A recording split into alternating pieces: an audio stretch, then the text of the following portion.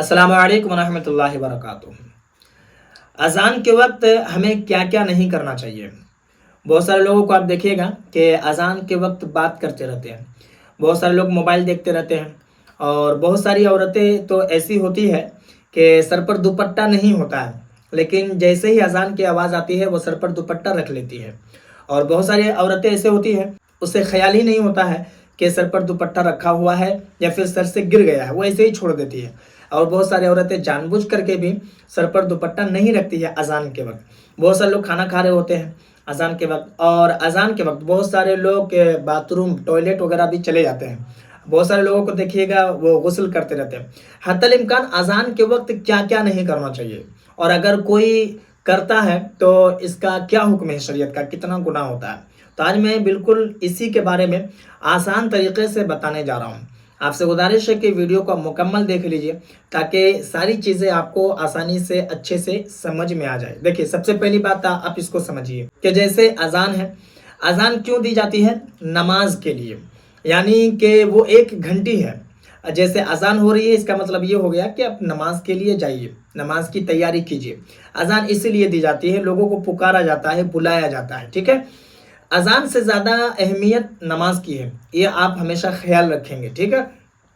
अब अज़ान के वक्त जो बातचीत करते हैं ये नहीं करना चाहिए। अज़ान के वक्त क्या करना चाहिए कि अज़ान जब हो तो मर्द हो या औरत हो, उस अज़ान को सुने, बिल्कुल अच्छे से सुने, उस वक्त बातचीत ना करे, सुने। और अगर उसे जवाब देना आता हो तो फिर अज़ान का जवाब दे। अगर कोई औरतें सर पर दुपट्टा नहीं रखती है, अच्छा ये मसला सुन लीजिए कि अज़ान का जवाब आपको देना है, और अगर आप अज़ान का जवाब नहीं दे पा रहे हैं, आपको याद नहीं आ रहा है, या फिर आप देना नहीं चाह रहे हैं, जैसे कभी कभी होता है कि आदमी नापाक होता है, समझता है कि अल्लाह उसके रसूल का नाम लेना बेअदबी है, ठीक है, ये अपनी अपनी मोहब्बत है, लेकिन नापाकी में भी अल्लाह उसके रसूल का नाम ले सकते हैं, ठीक है। तो आप क्या करें कि खामोशी के साथ अज़ान को सुने, ठीक है। अब मसला सुनिए कि जो औरतें सर पर दुपट्टा नहीं रखती है, बेहतर है कि वो रख ले, इसलिए कि सर पर औरतों का दुपट्टा रखना, पर्दे का ख्याल रखना, ये औरत के लिए हमा वक्त फ़र्ज है। हाँ, अगर वो अकेले है, घर में कोई नहीं है, फिर वो एक अलग मसला है कि वो चाहे सर पर दुपट्टा रखे या फिर ना रखे, क्योंकि वो अकेली ही, कोई उसको देख नहीं रहा है, ठीक है। लेकिन अगर कोई आने जाने का खदशा है कि कोई आ रहा है गैर महरम, तो फिर ऐसी सूरत में वो दुपट्टा रख ले, पर्दे का ये ख्याल करे।